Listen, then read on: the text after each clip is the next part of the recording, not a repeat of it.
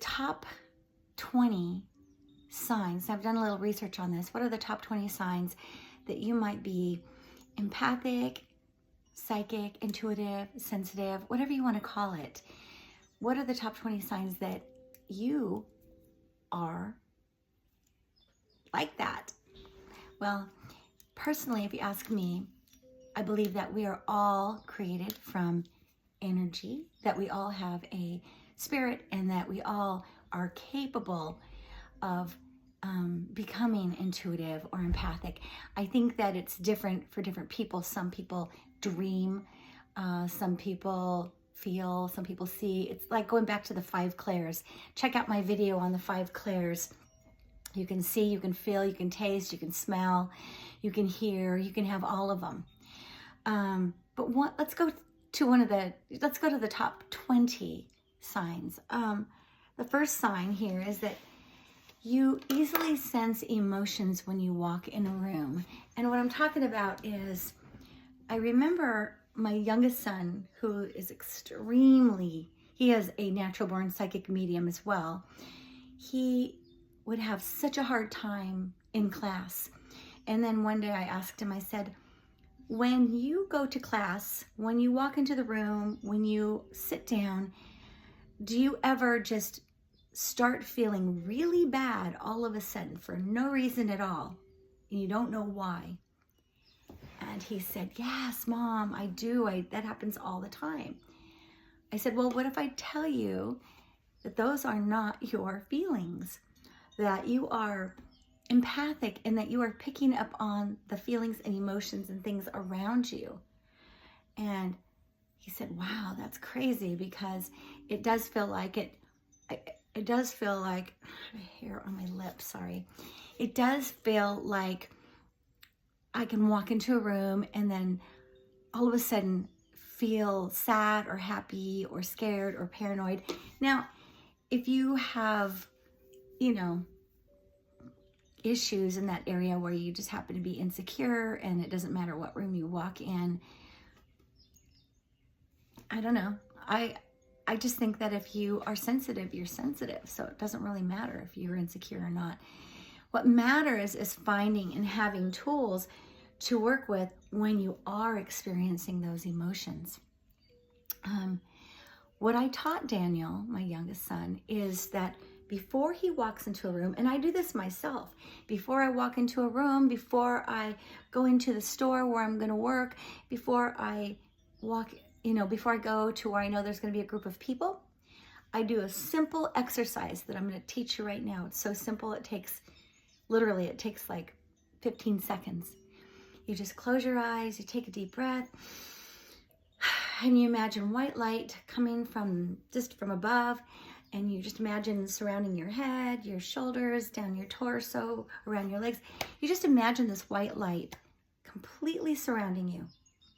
Now, this is what you're doing, is you're creating an energetic barrier against whatever it is that you might be easily susceptible to as far as energies and emotions.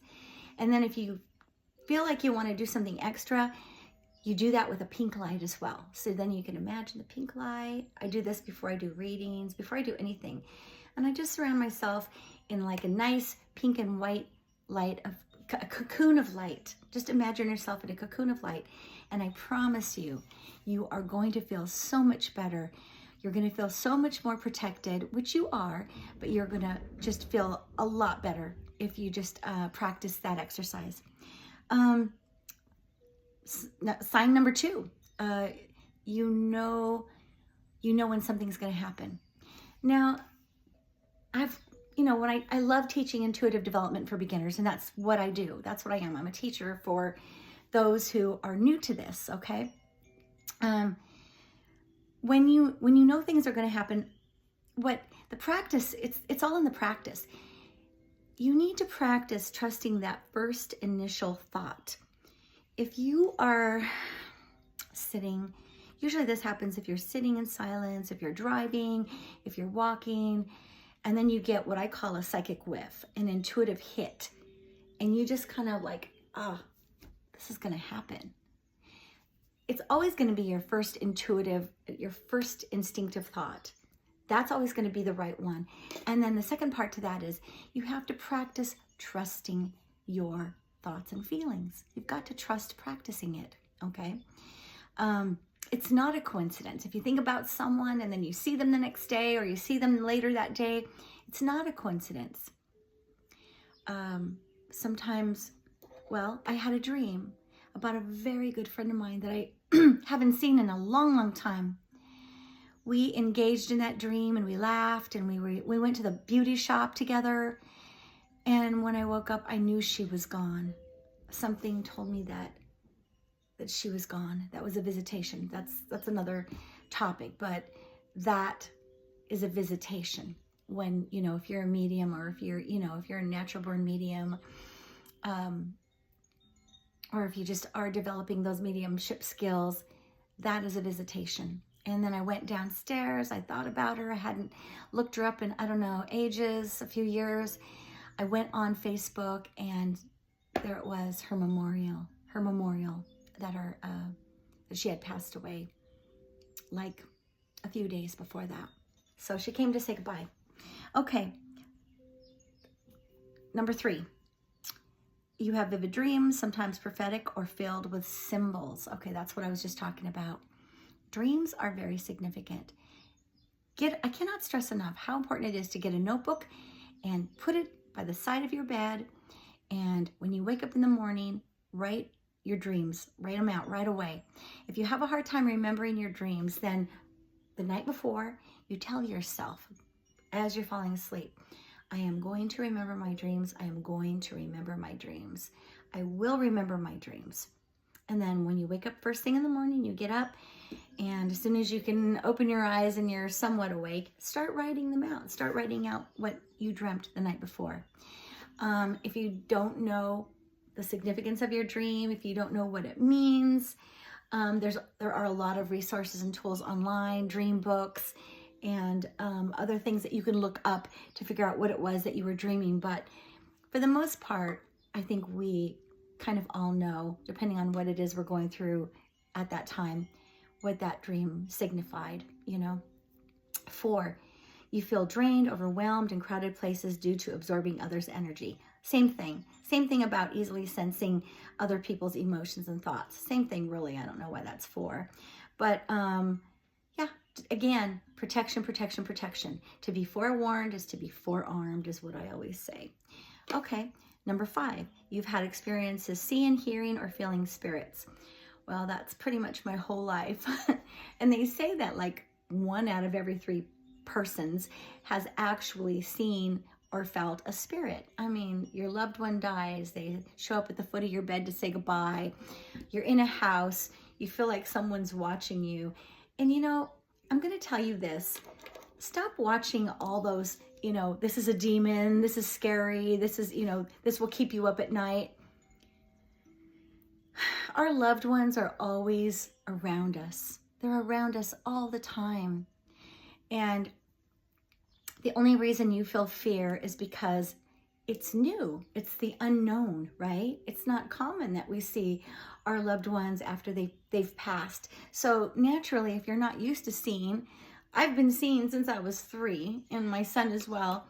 But if you're not used to that, it can be kind of scary, and you could be taken aback a little bit. But always remember that just because it feels scary doesn't mean that it's bad or evil. And this is where you can test the spirits. And it also helps to know who your angels are. I have an angel meditation. If you look through my videos, it is a very powerful angel meditation. And I've seen my 3 angels. I've seen Sarah, the one who is with me all the time. I've seen her 4 or 5 times, you know, throughout the last, I don't know, 6 or 7 years. When she first came to me, and I didn't know what in the heck she wanted or who she was, because she didn't really look like your angels aren't going to always look like, you know, like your typical angel with wings, right? Sometimes your angels will look like, she looks like an Irish woman, right? With red hair, and she's come to me many times, and I've drawn pictures of her. But anyway, check out that video on meeting your angel and meeting your guides. Okay, 6. Number 6, you can feel the energy in the room shift, even if nothing outwardly changes. Again, that's just picking up on more of other people's energy. And if you are like me, I grew up very sensitive, very insecure. I didn't really have a lot of tools about, I wasn't really given what I needed to become confident early on. And if you are in a room and you start feeling bad about energies that you're picking up from someone, whether it's obvious or not, leave. Protect yourself. Have boundaries. You don't need to get angry or upset, but you just do a couple double layers of white energy, and whoever it is that you feel like you're feeling that from, start pushing pink energy toward them. Push. I know it sounds weird. It's like, why would I want to send love to someone who is showing me, the opposite? Because the more you push that pink energy on them, the more they're going to want to get away. They'll leave you alone, and they'll just get up and they'll walk away. I've seen it. I've done it quite a few times. It works every time. Okay. 7, you receive strong gut feelings that are rarely wrong. Okay. And if you are feeling like that, then you are well on your way to becoming a professional psychic. I don't know if that's what you want to do or be, but I really think that it's important, especially during times like this, to really be in tune with what you're feeling and thinking, okay? Not just so that you can be afraid or be forewarned, but so that in meditation you can send love and light out also to our planet, to the people who are suffering right now, to the people who are, really needing our help and our love and our energy. Because energy, love is the most powerful energy in the whole world. Besides gratitude, it's love and gratitude, right? So, send that love out to the world. We need it right now. And what blesses one blesses all. And you'll be blessed by that as well. 8, electronics. This happens. Electronics often malfunction around you. Lights flicker, devices glitch. Yes. And it's not always a spirit. So if you think, oh, there's a spirit in the room, well, maybe. But for me, around me, computers have been known to just freeze up, lock up. I'm paying for something at the grocery store. Their computer freezes up, locks up. I can't pay for it. I have to go to another register. It happens all the time. Glove boxes pop open. Now, it's kind of a form of telekinesis, but it's not like I'm actually trying to make these things happen. It's just that your energy is so strong and powerful that you will affect electronics around you. And if you've noticed that, then that's a big sign that you have a lot of energetic presence. And so that's wonderful. Now you just have to learn how to channel it in a positive way so that it can help you and others, okay? 9, you feel a strong connection to nature, animals, almost as if you can communicate with them. Absolutely. I use mental telepathy when I talk to Angel and Amarillo, my cats. I used telepathy when I spoke to my dog Guinness and my Kona, all my animals. I would just look at them and speak telepathically to them. And try it. Just stay, look at your pet, with love. You don't want to scare them. And just tell them, I love you. I love you. I love you so much. I love you. I love you. And before you know it, you're going to see that they are responding to your telepathic messages. It's really amazing to watch. You can also do that with people, but just keep in mind that whatever you send out comes back. So, keep it positive. Keep it positive.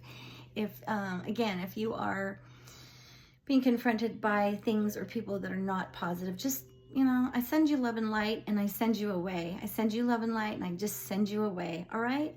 That's all you got to do. Okay. You've experienced, you get sensations, chills, tingling when something spiritual is happening. Yeah. I can feel it when there's a spirit that walks into a room. Of course, I see them in my mind's eye. I can see them in 3 dimension when I'm half asleep, half awake. In time, when you practice and you learn how to become confident in your, your exercises of protection work, then you will become more confident in allowing them to reveal themselves. Like my mom, she comes to visit me all the time. My grandparents have always come to see me. I've seen grandparents, but I've seen hundreds and hundreds and hundreds of other people that I don't know. You know, sometimes they speak to me. A lot of times they'll speak to me telepathically, and I've also seen extraterrestrials. You can check out those videos too of my experiences. I've had both good and not so good experiences with that, but for the most part, they're good.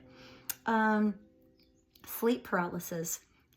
You know, a lot of people are afraid of sleep paralysis, but what they don't know is that sleep paralysis is golden if you want to have an astral projection. If you don't know what an astral projection is, again, check out my videos or other videos on astral projection. But when you have sleep paralysis, I hear a lot of stories about, I was in sleep paralysis and I saw a dark shadow coming toward me, or I saw something scary.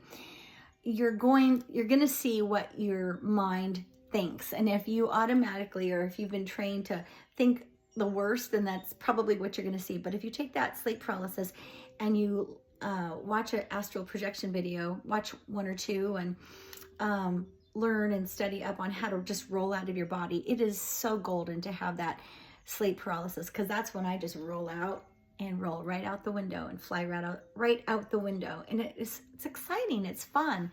I know it sounds strange, but when I get to astral project, it's awesome. I've seen people who have passed on, you know, that are in the spirit realm, and spoke to them and made peace with them. And, you know, our bodies is, you know, what we see around us is just physical, dense, you know, material, energy, but what we can't see is energy. So everything is made up of energy. Everything is made up of energy. Yeah. And it's all good. And you're in charge of that. You are in charge of what you think and what you do and how you feel, and if your hair sticks up or not. Okay. All right. 16, you notice number patterns like 1111. I do all the time, right? There is a Doreen Virtue book. I love it. And it's called Angel Numbers by Doreen. And I'm always seeing numbers like 222, 333, 777, 111. Well, they all mean something. They all mean something. And if you're interested, get a numbers book. Numbers are very spiritual, and they have a very unique and special way of communicating to you. So, you know, stay aware of your numbers. 333, I think that means that, you know, high spiritual beings and guides are working with you around the clock. 222, I think means, because those are my favorite numbers, 222 and 444.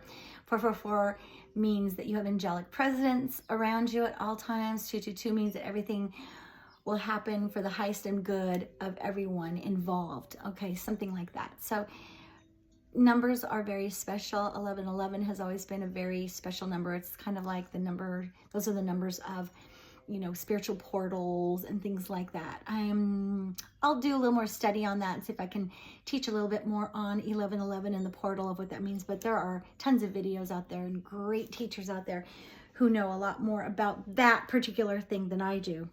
Okay, 17. You can tune into others' pain and illnesses without them telling you. Yes. I am a 28-year massage therapist, veteran massage therapist, PTA, and also I am a hospice massage therapist as well. So when people are passing on, they call me and I massage them with oil. Yes, I have been present several times when someone has transitioned into spirit world, and it's beautiful. I mean, I know it sounds really morbid. It's like, oh my gosh, because the first time, I'm not gonna lie, the first time that happened to me, I was like, oh, don't die when I'm here. Please don't die when I'm here. And I see spirits. But for some reason, the living that's transitioning into spirit was scarier than seeing a spirit. So I was massaging her and I was alone with her. This was about 10 years ago when I became a hospice massage therapist. And I literally saw her take her last breath, like, And it was the most beautiful and peaceful, amazing, energetic experience that I have ever felt. I mean, I felt the love of God, the presence of, Christ energy, because, she was such a lovely lady. And after that, I said, oh my gosh, this is beautiful. I want to do this again. And now there is a name for that. It's called Death Doula. Of course, I don't really like that name. I just like hospice massage therapist. I find that I serve best as being a hospice massage therapist. Okay. 18, you often feel the presence of deceased loved ones. Yes, we spoke about that. 19, you have a strong sense of empathy and sometimes feels overwhelming. Yes. So here's the thing. As a massage therapist, when I first started, I've been studying metaphysics for like 45 years, okay? But I had so much to learn back then, 27 years ago. And when I would massage someone, whatever they had, whether it was a headache, a migraine, a backache, whatever, guess who got it? I did. I would take it on. Pain, sadness, suffering. You don't have to do that to be a good, intuitive, a good healer, a good psychic, a good medium. You do not have to take their pain on to be, good at what you do or to be a good healer. You don't. And again, I always go back to covering yourself with that white and pink light, okay? And as I started to, when I learned that, when I, did some research and tried to figure out, why do I get migraines? Why do I feel like laying down and going to sleep? Why am I completely depleted after a massage? What's going on? And so what I found was that I was actually taking on their pain, and you don't have to do that. So while I was working on them, I was channeling energy from the top of my crown chakra all the way down from my body through my hands. And so, I would massage barefoot. That's a form of grounding. And so anything that did not belong to me would not stay with me. And if you are, anyone who is a massage therapist that has some type of metaphysical understanding will know that that's just not yours to take on. You're there to heal, not to take on the pain and the suffering. So I just channel it through, channel it on, let it go. It's not yours. And then what I do after that is I wash my hands with cold water and I just, shake off the energy, 3 times, and then I'm good to go. And my little list here is freaking out. All right, here we are. 19, you have a strong sense of empathy that sometimes, we already did that. And number 20, you have had out-of-body experiences, astral projections, or moments of intense clarity. So, we've already discussed most of that. If you feel or have or know that you have some type of intuitive capability, whether you can see or feel or sense or know or dream or whatever it is, here you are a light worker. And then at that point, you need to decide how you're going to use that gift. Are you going to use it to help and heal yourself and others? And if you're not, then just leave it alone. If it's not something you're interested in, leave it alone. There are so many young people that get lost with, perhaps getting bullied, or people are being mean to them, or they didn't grow up in a very, positive and loving and happy environment as a child. I know I didn't. And, there were even times when I thought, I'm going to put a spell on this person, or I'm going to do this because I'm a kid, and that's, it's total injustice that's not okay to treat a child like that, or, treat a child badly. But, I quickly understood, this was like when I was a teenager, but I quickly understood that it is much better. And thank goodness for the teachers that I had, like Shakti Gawain and Jane Roberts and Sonoya Williams, and then of course Christ Jesus, his teachings, the ultimate teachings of love and compassion and healing. But there are just, there was the Course, the Course in Miracles, I can go on and on. Norman Vincent Peale, he was my first law of attraction book when I was, 12 years old. The Power of Positive Thinking. He was a pastor and he was teaching law of attraction. So, so whatever you decide to do and however you decide to do it, make sure that you do it with love. Make sure that you are coming, forward in a positive way. And if you are struggling with that, then make sure that you do that healing work inside of you. Make sure you love yourself. Make sure you're patient and kind and gentle with yourself. The world, especially the world as it is now, is harsh and unkind. And it's okay to protect yourself against those who want to hurt you. It really is okay. It doesn't matter whether it's a stranger or your own child. I'm sorry, but if somebody is trying to hurt you, you can love them from afar. That's my famous expression. There are some people that you can love close up, and then there are some people that you just have to love from afar. And that's all there is to it. So there you go, my celestial seers, my indigo children, my most magical, blessings of all. If you have any questions or if there's anything that you would like to know, please post it below. I love hearing from you.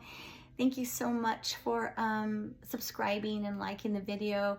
I hope this was helpful in some way, and I will see you soon. Love and light. Happy Friday. Whoop, whoop.